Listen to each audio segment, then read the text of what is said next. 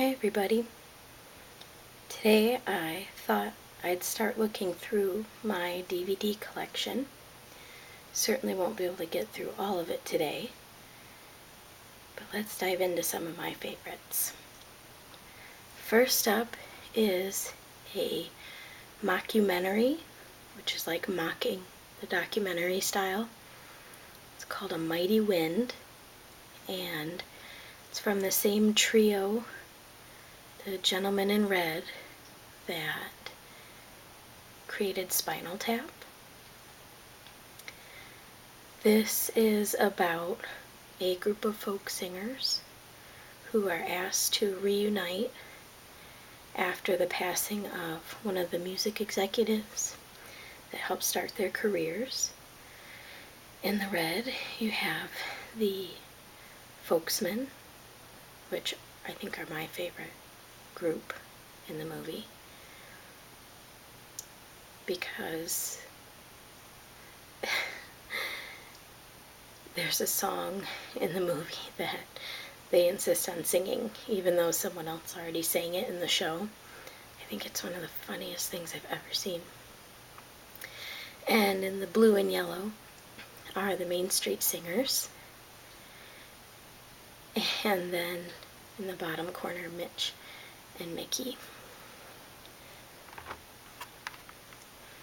And it just has some really great actors in it. Catherine O'Hara, who's also in Beetlejuice, is just unbelievable. She could be in every movie I ever watch, and I could never see enough of her. I just love her. They do their own singing, and the songs are very entertaining, even though it's supposed to be really funny.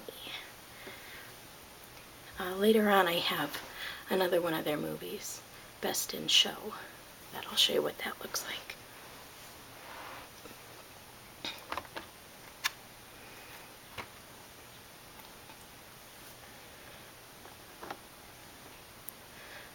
About a Boy stars Hugh Grant.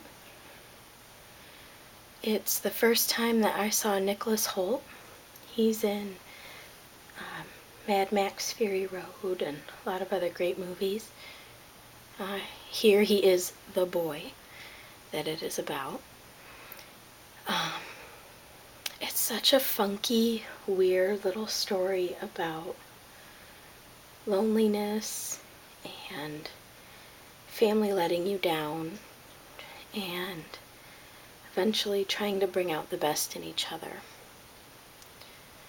There's some really funny little moments between the two of them when they're just kind of thrust together from the actions of a wackadoo mom, played by Toni Collette. They're singing in this one too. There's a talent show part that's just heartbreaking, but also really sweet. The packaging, I think, makes it look more like a sugary saccharine rom-com, and I wouldn't describe it that way at all. It's really funny, it's really sharp, but it does talk about some sad parts about having family, and like I said, family members that let you down, even when they're supposed to be there for you because they're your parent. So I really recommend that.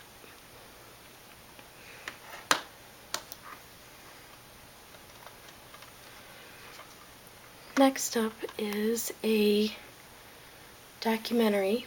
I actually saw this for the first time on my birthday, and I had never listened to Amy Winehouse music before I saw this. I'm not even really sure why I wanted to see it. I guess I'd seen the Katy Perry documentary on my birthday one year, and there'd been a lot of other great movies, like Harry Potter movies, that had come out on my birthday other years, and just kind of turned into this unofficial tradition for a while. So I didn't have high expectations. I just thought maybe it'd be kind of like watching a behind the music, just kind of something to do. But I could watch this movie every single day and not get sick of it, or documentary. It is so touching and so sweet and so beautiful, and it really made me not only love her music, but understand that what I thought I knew about Amy Winehouse was not true at all. It's shot in this really cool way where it's found footage from home cameras and home phone videos, from paparazzi shots, from audio recordings. My cat's trying to participate down here. You never see any of the friends or family members speaking when they're being interviewed, so the audio just plays. It's not playtime, silly girl. The audio just plays over that footage, and they matched each stage of her life with her music so perfectly that it really evokes a lot of emotion when she's going through her happy times and then a lot of her really troubled times.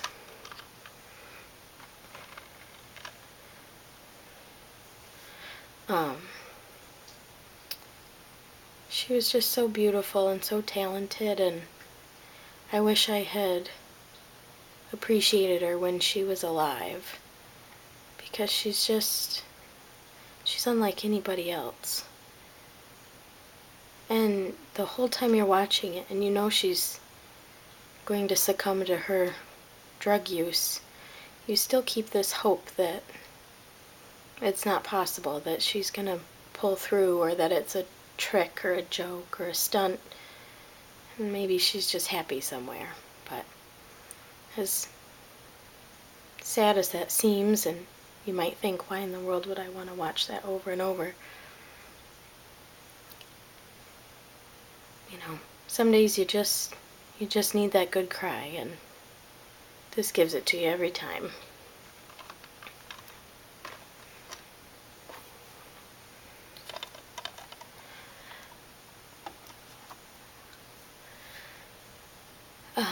Apollo 13 is a movie that I hadn't watched in a while, and I needed to pull up some clips for a certain reason, and going back through some of the really intense action scenes made me realize I needed to buy this DVD and have it in my collection. We're definitely a Tom Hanks household, so he can't do a lot of wrong in my mind. And Gary Sinise is just unbelievable in everything that he does. It's kind of funny, I have a family member that he reminds me of, and I always say, if they ever make a movie of my life, Gary Sinise would have to be in it. The music in this movie, the James Horner soundtrack, is just very moving and beautiful.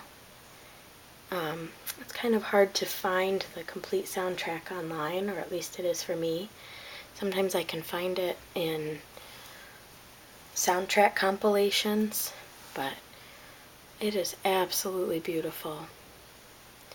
And I don't know a lot about the 60s. I didn't live in that time, but everyone I've ever watched it with in my family who did live through the 60s, they tell me that it really makes them feel like they're transported back to that time, with the clothes and the colors and the set design. It's just really beautiful. And there's a part where Ron Howard's brother is in the control center, and I just love that he puts his brother in his movies, and anytime I can catch that, it just makes me really happy. And sometimes we'll joke about his little line, "Oh, two tank two," We just say that. I don't know why it's so funny, but I love it.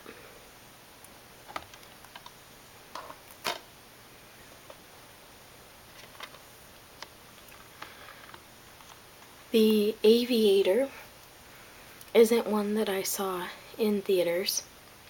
I kind of missed that it was going on, to be honest. And I caught it on TV for the first time. I definitely was shipping the Leonardo DiCaprio Oscar run for a long time. He's one of my favorite actors. I have no idea how he did not win for Best Actor from this movie. Anytime he and Martin Scorsese, the director, team up, I just think it's magic. And he embodied Howard Hughes, the character that he plays, in such a creepy, funny, tortured way. I don't know. I don't know how you don't watch this movie without saying he's the best actor you've ever seen. He's just amazing.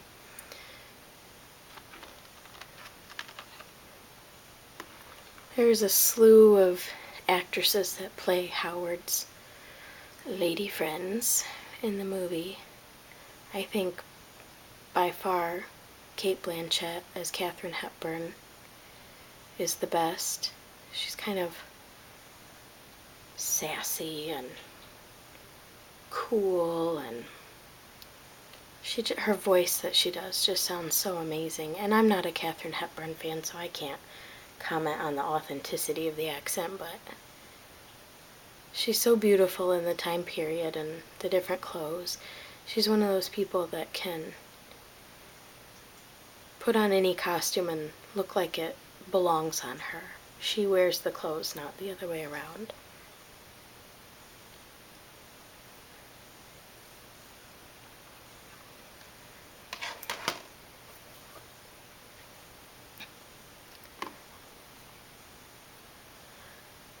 Next is a movie called Begin Again.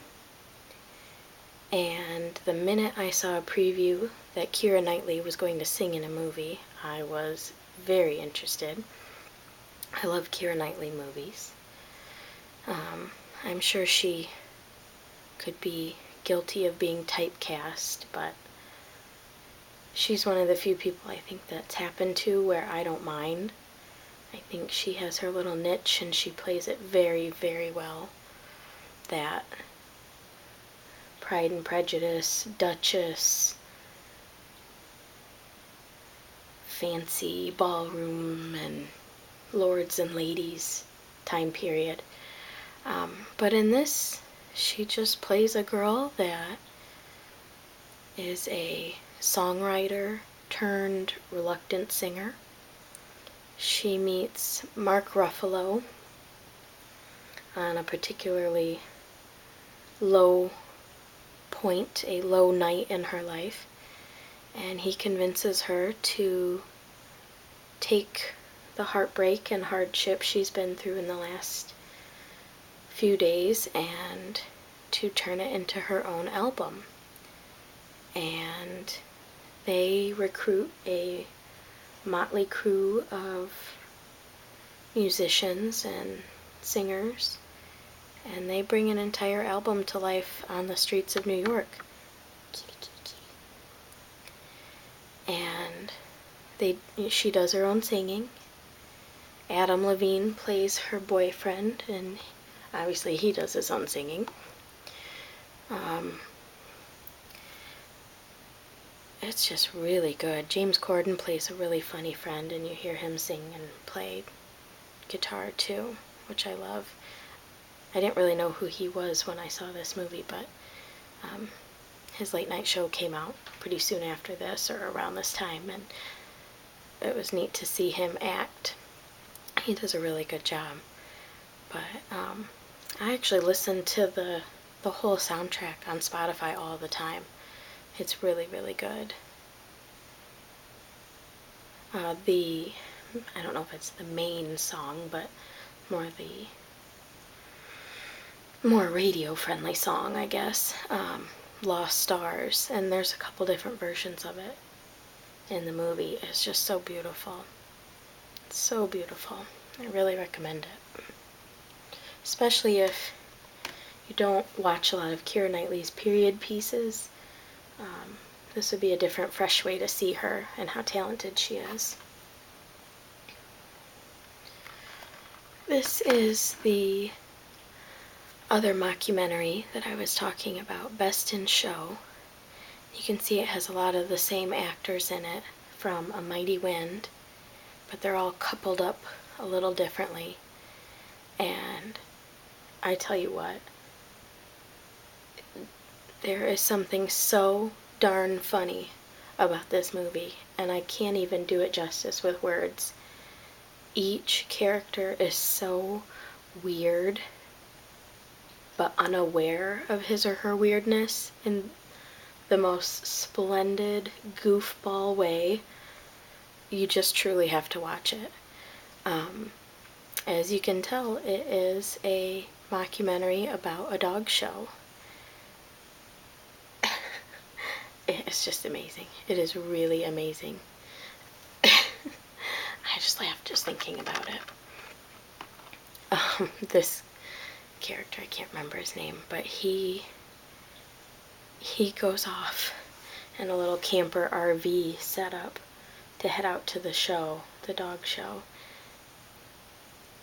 I can't even imagine the bloopers that must have happened in his takes, because what he says in character is just so unbelievably funny. I can't even imagine the stuff that they couldn't use. It just must be the funniest things you've ever seen. It's so funny. It's so funny. I can't recommend these movies enough. And the last one for today is The Big Lebowski. I had loved the Coen brothers from Oh Brother, We're Out There for a while, but I had never seen The Big Lebowski. And I knew it was a cult classic, and I knew it had a really big fan base that was really loyal to the movie, but I don't know, something about the cover, and I didn't realize why his glasses looked like that until I saw the movie, and I just thought maybe, I don't know, I thought it looked like a hippie acid trip or something, which really isn't that far off, but I couldn't figure out the appeal off the marketing. But it is just so stupid and so zany, and it's just weird. It's so weird. The dude and Donnie, oh my gosh. John Goodman and the Coen brothers. Like I said about Leonardo DiCaprio and Martin Scorsese, they're just people that make magic together, and I just think they're meant to work together for some cosmic reason. They must have a language, like twins or really close siblings, where they must just be able to look at each other and say one little word or phrase and go, yep, I got it, I know what you need from me, I know what you mean, and just be able to pull it out.